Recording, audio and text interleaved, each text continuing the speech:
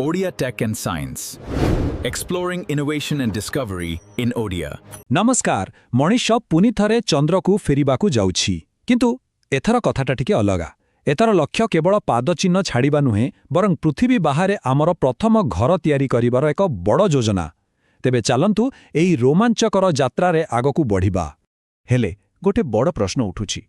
ପାଖାପାଖି 50 ବର୍ଷରୁ ଅଧିକ ସମୟର ଚୁପଚାପ ପରେ ହଠାତ୍ ଏମିତି କ'ଣ ହେଲା ଯେ ସାରା ଦୁନିଆ ପୁଣି ଥରେ ଚନ୍ଦ୍ରକୁ ଫେରିବା ପାଇଁ ଏତେ ବ୍ୟସ୍ତ? ଏହା ପଛର ପ୍ରକୃତ କାରଣଟା କ'ଣ? ଆସନ୍ତୁ ଏହାର ଗଭୀରକୁ ଯିବା। ତେବେ ପ୍ରଥମେ ଦେଖିବା ଆମେ ଚନ୍ଦ୍ରକୁ ଫେରିବାକୁ ଚାହୁଁଛେ କାହିଁକି?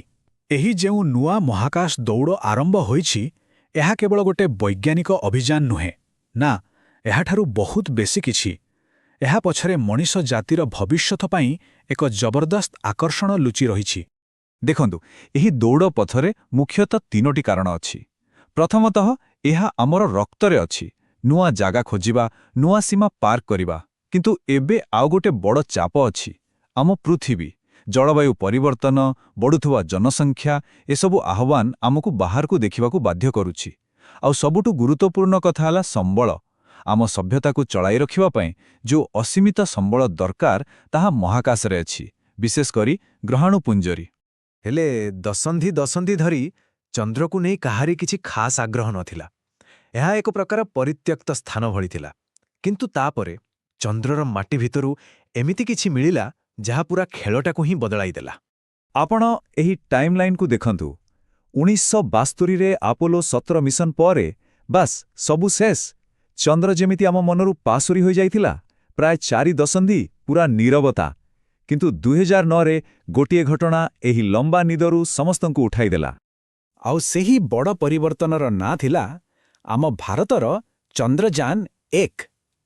ଏହା ଏତେ ଗୁରୁତ୍ୱପୂର୍ଣ୍ଣ ଥିଲା ଯେ ଏହାକୁ କୁହାଯାଏ ଚନ୍ଦ୍ର ଅନ୍ୱେଷଣର ଏକ ବିଶେଷ ମୋଡ଼।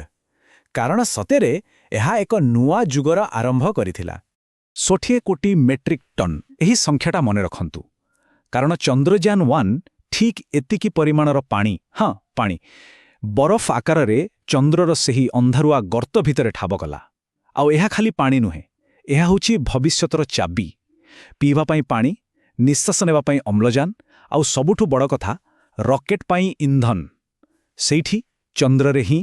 ତେବେ ପାଣିର ଆବିଷ୍କାର ତ ବହୁତ ବଡ଼ ଆଶା ସୃଷ୍ଟି କଲା, ଏଥିରେ ସନ୍ଦେହ ନାହିଁ। କିନ୍ତୁ ଗୋଟିଏ କଥା ଭୁଲିଗଲେ ଚଳିବନି। ଚନ୍ଦ୍ରର ପରିବେଶ ଭୟଙ୍କର ଭାବେ ପ୍ରାଣଘାତୀ। ସେଠାରେ ବଞ୍ଚିବା ବୋଧହୁଏ ମଣିଷ ଇତିହାସର ସବୁଠୁ କଠିନ ଆହ୍ୱାନ ହେବ। ଆଉ ବିପଦଗୁଡ଼ିକ କ'ଣ କ'ଣ ଟିକେ ଶୁଣନ୍ତୁ। ସେଠି ବାୟୁମଣ୍ଡଳ ବୋଲି କିଛି ନାହିଁ, ମାନେ ସିଧାସଳଖ ମହାଜାଗତିକ ବିକିରଣ ଆଉ ଛୋଟ ଛୋଟ ଉଲ୍କାପିଣ୍ଡର ବର୍ଷା। କୌଣସି ସୁରକ୍ଷା ନାହିଁ। ତାପମାତ୍ରା ଦିନରେ +120 ଡିଗ୍ରୀ ତ ରାତିରେ -180 ଡିଗ୍ରୀ, ଏମିତି ଶହ ଶହ ଡିଗ୍ରୀର ଫରକ।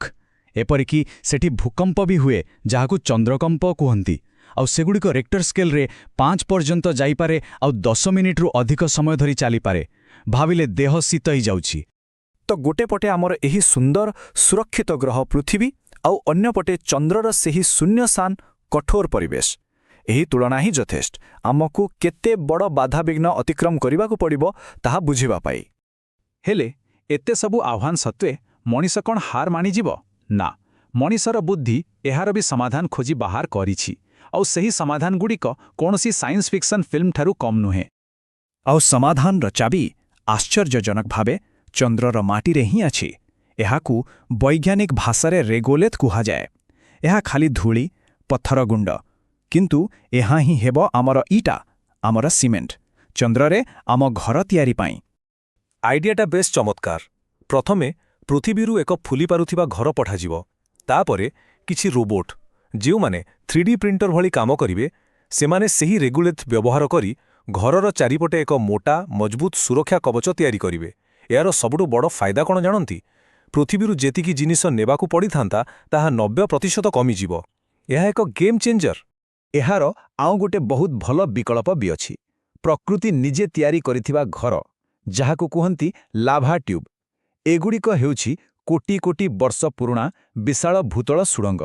ଏହା ଭିତରେ ରହିଲେ ବିକିରଣ କିମ୍ବା ଉଲ୍କାପିଣ୍ଡର ଭୟ ନାହିଁ। ମାନେ ଗୋଟେ ପ୍ରକାରର ରେଡିମେଡ୍ ଘର। ହେଲା, ଘର ତ ତିଆରି ହୋଇଯିବ, କିନ୍ତୁ କେଉଁଠି? ସଠିକ୍ ଜାଗା ବାଛିବା ବହୁତ ଜଟିଲ କାମ।